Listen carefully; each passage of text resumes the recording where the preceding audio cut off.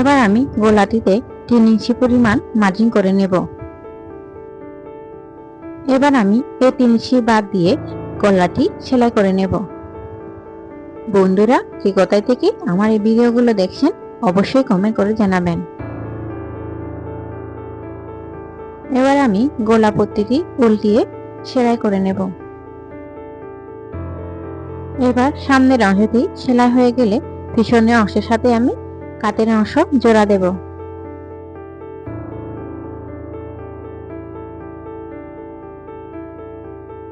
পিছনে কলারের জন্য বক্রম কাটিং করে নেব। এখানে আমি লম্বা নিয়েছি 6.5। এবার আমি বক্রমটি কাটিং করে নেব। এবার আমি বক্রমটি একদম কোণা 1/2 ইঞ্চি পরিমাণে পাকা করে কেটে নেব। সুন্দরভাবে বক্রমটি কাটা হয়ে গেলে এবার আমি একটি মোটা কাপড় দিয়ে বক্রমটি সেলাই করে নেব। বক্রমটি আমি কিভাবে সেলাই করছি অবশ্যই ভালোভাবে দেখে নেবেন।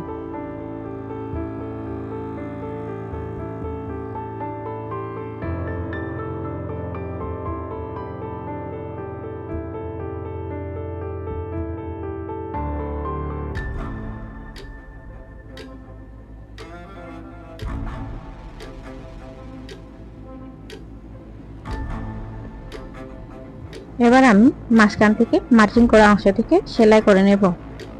এভাবে আমি দুই সাইডে সেলাই করে নেব।